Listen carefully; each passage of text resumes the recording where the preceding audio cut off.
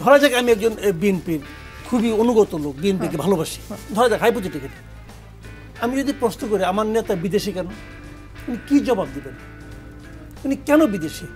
ওইখানে বৈশা বৈশা উনি দেশের জনগণকে জ্ঞান দিচ্ছেন, আপনারা এটা করেন না, আপনারা সেটা করেন না, আপনার জ্ঞান আমি শুনবো কেন? একটা প্রত্যন্ত অঞ্চলে আপনারা যান, আমি তো কিছু খোঁজখবর রাখি রে ভাই।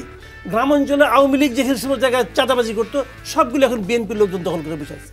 তারা আমার বিদেশে বসে বলতেছে তোমাকে বহিষ্কার করবো, এটা করলে এটা করবো, এই নির্বাচন সহজ হবে না, কঠিন হবে। এই কথা তো গত নির্বাচন আগে আওয়ামী লীগের সভানেত্রী শেখ হাসিনা বলে নাই এই নির্বাচন কিন্তু আগের মতো হবে না, কঠিন হবে বলছে। কি আসে যায় ওই লোক যে বিএনপি এখন যে চাঁদাবাজি করতেছে ওকে ওনার কথা শুনে নিয়ে চাঁদাবাজি বন্ধ করছে?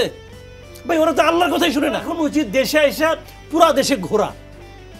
উনি ইংল্যান্ডের আরাম ছেড়ে দেশে আসতে চায় না। ভাই কি হবে আমি বুঝতে পারি না। এরাই তো আমাদের আগামী দিনের কান্ডারি হবে। কোনো লজিক নেই, ওনার বিরুদ্ধে কোনো মামলা নাই। আগে বলা হতো যে ওনার বিরুদ্ধে মামলা আছে, ওনাকে জেলে ঢুকাই নিয়ে শেখ হাসিনা মাইরা ফেলা। ওনার কাছ থেকে একটা ব্যাখ্যা জানতে চাই।